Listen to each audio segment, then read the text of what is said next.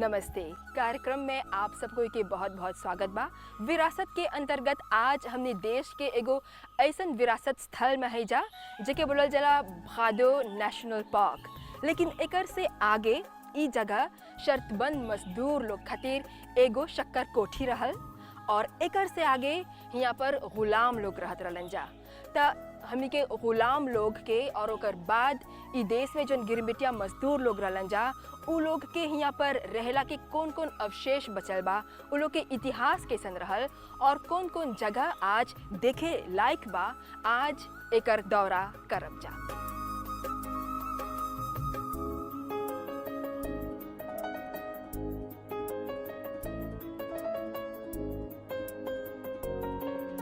भादो के ई नेशनल पार्क में तोहरा खाली प्राकृतिक सौंदर्य ही दिखे के नहीं मिली, खाली दुर्लभ गाछी, फूल, पौधा और पशु पक्षी ही नहीं दिखे के मिली, बल्कि हियाँ के जोन जगह बा, हियाँ पर जोन बचल कुचल भाग बा, जोन अवशेष बा, उ तोहरा 17वीं, 18वीं और 19वीं सदी के कहानी सुनावेला।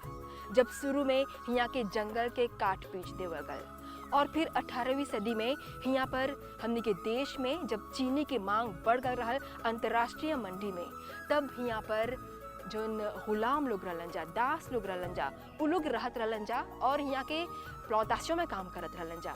और फिर जब 1830 के आसपास गुलाम के उन्मूलन हो गल, एबोलिशन ऑफ स्लेवरी, तब ई लोग के गौपलासे करे खातिर गिरमिटिया मजदूर लोग यहाँ पर आके रहलन जा और यहाँ पर उ लोग के बस्ती बस गल। और आज हिये जोन उ लोग के बस्ती रहल ओकर जोन बचल कुचल भाग बा ओकर दौरा करब जा, देखब जा कहाँ पर यहाँ के मुल्ला रहल, कहाँ पर उ लोग के शक्कर कोठी रहल जहाँ पर उ लोग रहत रहलन जा, और फिर एकर बाद देखब जा कि कौन बाकी अवशेष बचल कुचल बा।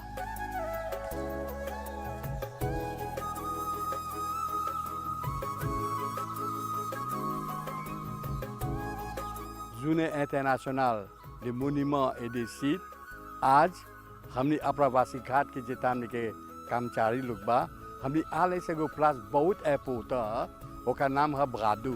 आल लिपुक जब चीनी जन बनावा देने सब बनबागों सीखिए, जब एबोलिशन हो गए स्क्लाव के, तब का करें सब लोग के खेती बा, उन लोग के सब चीज़ बा है जापरी। अब कुछ करें सब उन लोगों के पला जाके हमने के भारत से जाके तबाया अंगाजे आने के, तो हई मुलवा जोन रहल ई भाप से चले वो जरा वापे हैजा भी जब अब तब ओकर लावेगीते देखबा सच्चे के हई गो विलास बहुत मूवमेंटे रहल। हई मुला रहल वैचुत लापोद बा में वैचुत उवेचे बा और वैचुत उवेचवा अभी देख एगो खंडर ऐसा हो गल बा और भीतरे में जाइबा देखबा कैसे निके दादा दादी लोग कैसे दहका रहल, एगो कहाँ सिखिए रहल। लगभग 2000 आदमी रहे जापरी। 1868 में हजार के एक्टिविटी फिनी हो गल, तब गल सा होने फ्यूअर बगल हमने के विरासत हमने के धरोहर आके देखा सा। जब मैं भादो कबो कोनो आदमी नहीं सोची कि एगो प्लास नेग्लिजे है, एगो जंगल है, ये जंगल नहीं है, एगो बड़ा प्लास हिस्टोरिक है। ई शक्कर कोठी में यहाँ से निकले और आए जाए खातिर एगो सड़क बनावल कर रहल, लेकिन समय के साथ जब ई देश में रेलगाड़ी भी इंट्रोड्यूस करल गल, तब यहाँ पर एगो रेलगाड़ी भी ओकर पटरी बनावल गल और कुछ समय तक यहाँ से चीनी रेलगाड़ी में भर के ले जाल जात रहल पो में।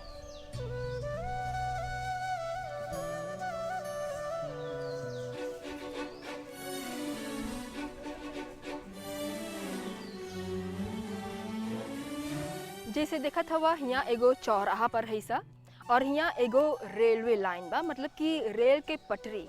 यहाँ एगो ऐसन जगह बा जहाँ एक तरफ रहल यहाँ के चीनी के मुला और पीछे में रहल यहाँ के शक्कर कोठी और एकर आस पास अलग अलग प्रयोजन, अलग अलग उद्देश्य से अलग अलग ढांचा बनावल कर रहल, जेकर अवशेष आज भी सकबा देखे।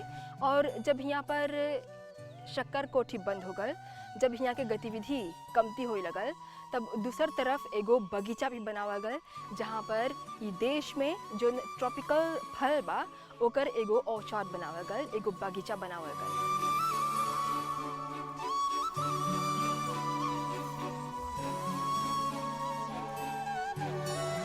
जैसे जानेला ई देश में रेलगाड़ी से अगते हमी के मुख्य सवारी रहल बैलगाड़ी। तो ई खातिर रेलगाड़ी के पटरी बनावे से आगे ई देश के अलग अलग शक्कर कोठी में अलग अलग कौशक्रिय में हाथ से बनावल सड़क रहल। और ई औसन ही एगो पटरी है जहाँ पर एगो सड़क है जहाँ पर पत्थर से एगो रास्ता बनावल गल। और ई देश में उस समय में जब गिरबिटिया मजदूर लोग काम करते रहलन जा तो हमी के मुख्य सवारी बैलगाड़ी रहल। ई खातिर देखबा कि ई जगह पर बैलगाड़ी जब चलल बा तो ई जौन पत्थर रहल ऊ घिस गल बा और ऊ बैलगाड़ी के निशान तोहरा ई घिसल पत्थर पर भी देखे के मिली। जैसे कि हियाँ सकबा देखे ई जौन पत्थर बा जौन एक ही सियाफास में रहल, हियाँ पर बैलगाड़ी इतना ले चलल बा कि ई पत्थर घिस गल और यहाँ पर पत्थर के निशान बा जहाँ पर बैलगाड़ी चलल बा। तो ई पूरा रास्ता में तू ऐसा नज़ारा दिखबा जहाँ पर बैलगाड़ी के चले के निशान बा और यही बैलगाड़ी इस देश के ऊ बखत मुख्य सवारी रहल। हियाँ के ढाका में गिरमिटिया मजदूर खातिर 50 को झोपड़ी रहल, 118 गो कमरा होला और अलग से घना जंगल रहल। हुआ पर जोन लामा रहल दलदल होला इलाका, हुआ से उ लोग सिवगत, कच्चू, अरुई ई सब आनत रहलन जा अपन रसोई में पकावे खातिर। आज़ाद करल गल गुलाम लोग के हर एगो शक्कर प्रतिष्ठान में बहुत काम लगत रहल। ई लोग खेत में बड़ा बड़ा पत्थर हटावत रहलन सा। ई लोग फेब्लांसिए, फोर्जरों, मासों, ताइया, माली आदि के रूप में काम करत रहलन सा। जोन गिरमिटिया मजदूर लोग बगादो में रहत रहलन सा उ लोग के पूरा रिकॉर्ड हमनी के नेशनल आर्काइव्स में बाटे और आप्रवासी घाट 2 बरिस पहले एगो किताब के भी प्रकाशन कर लेबा जेकर में ई सब जानकारी देवल गल बा। 1860 में भादो शुगर एस्टेट बंद हो गल और फिर क्राउन लैंड बन गल। ई जोन पत्थर जमा पत्थर और ईंट देखत हवा ई गवाह है हमने के पूर्वज लोग जे लोग भारत से निकल के आके यहाँ बसल रहलन जा।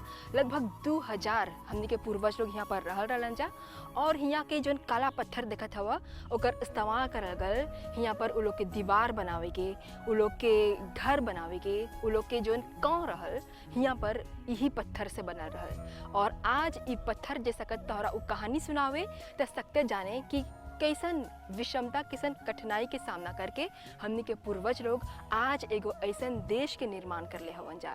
भादो के ई नेशनल पार्क के अंदर के सोचले रहल कि ऐसन हमनी के पुराना इतिहास छुपल बा, ऐसन पत्थर, ऐसन गांची, ऐसन ईंट, ऐसन मिट्टी छुपल बा जिस तोहरा सकी हमनी के पूर्वज लोग के कहानी सुनावे।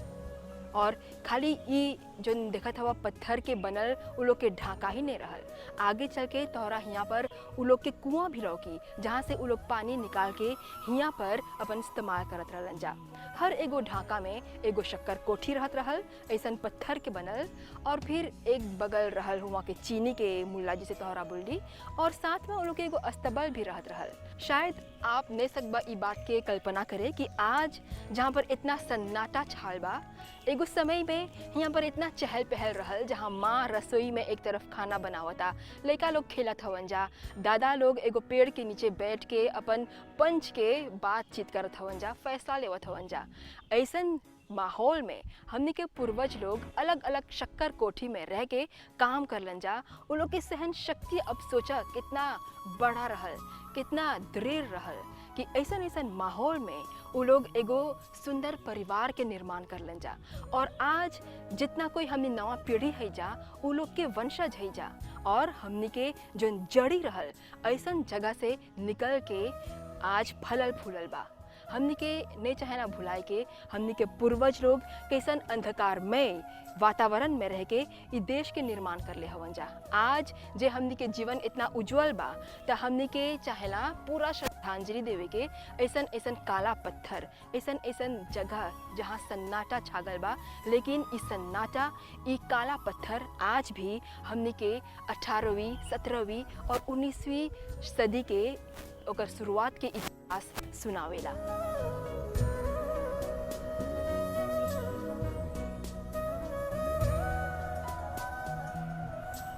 हर एगो शक्कर कोठी में पानी के इस्तेमाल खातिर कुआं रहत रहल। त हियाँ के जोन शक्कर कोठी रहल, हियाँ के ओकर मूला भी संगे रहल। त शक्कर कोठी में उ लोग के कुआं अलग से रहल, काफ़ी दूर रहल उ शक्कर कोठी।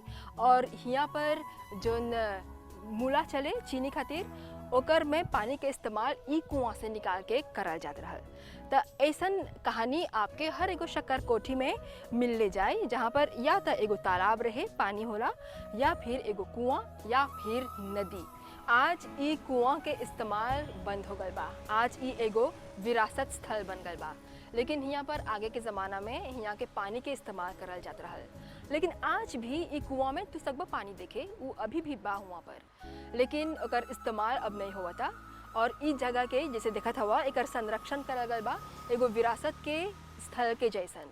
और ऐसन ऐसन कुआं आपके हर एगो शक्कर कोठी में देखे के मिलत उ ज़माना में। ओकर में से बिरले ही कोनो कुआं आज बचल बा और जहाँ पर पानी भी बा। ई कुआं के आसपास एकर चारों बगल जोन ई ढांचा देखत हवा, एकर प्रयोजन ई रहल कि ई कुआं के सकबा ओकर संरक्षण करे, ओकर सुरक्षा करे, और बाकी जोन जनता बा ओकर भी सुरक्षा के ख्याल रख के शायद ई बनावल गल रहल, ताकि एकर जोन इस्तेमाल बा सब कोई नहीं सकी करे, और यहाँ पर शायद इधर उधर के कोनो हादसा भी नहीं पेश आए।